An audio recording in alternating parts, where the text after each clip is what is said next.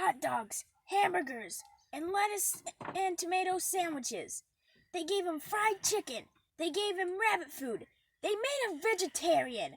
No matter what that dog eats, he turns it into farts, right, Father? I don't like vegetables. I would never become vegetarian. Wait a second. Is seaweed vegetable? Because I hate seaweed. But I do love broccoli and spinach and potatoes, especially potatoes.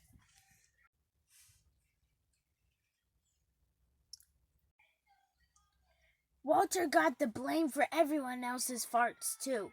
If Uncle Irv let one slip, he just went and stood near Walter. Then all he had to say was, "Walter!" And everyone would look at poor Walter. I'm glad I'm not Walter right now. Poor Walter. "He has to go back to the pound," said Father. "No, Daddy, please," begged Betty and Billy. "Don't send Walter away." "He goes tomorrow," said Father. They pleaded. Walter farted. It was all over that night. Betty and Billy cried in their beds, and Walter looked at them unhappily. "Oh, Walter," said Betty, "you've got to stop farting, because Father is going to send you back to the pound tomorrow," said Billy. "Hey, guys, if you look over what Walter's holding, it's Mickey Mouse."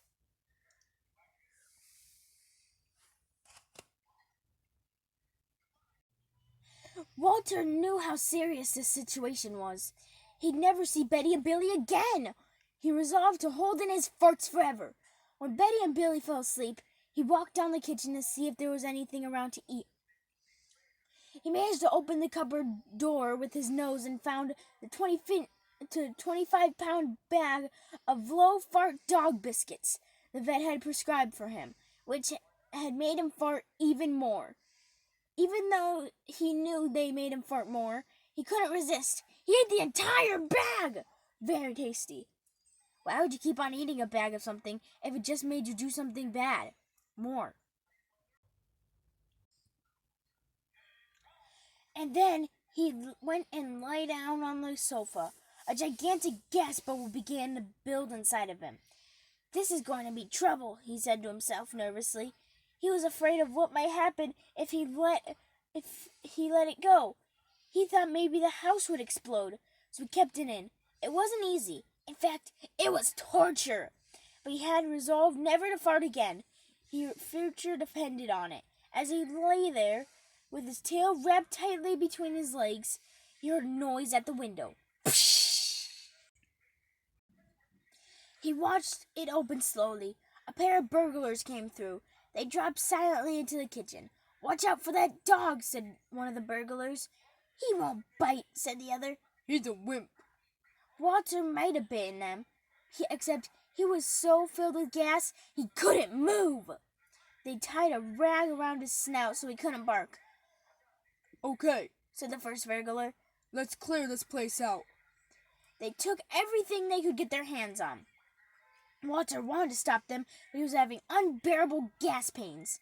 He rolled on his back and waved his paws in the air. He gnashed his teeth. "We've got it all," said the second burglar. "Let's go." That's when Walter let it fly. It was the worst fart of his life. It made a tremendous noise and shot him across the room. A hideous cloud filled the air. The burglars clutched their throats, unable to breathe. With tears in their eyes, they raced for the window. They tried to grab their bag with all the valuables in it, but their arms were too weak. "Let's get out of here." They jumped out of the window and ran up the block, choking, gasping for air, still blinded by Walter's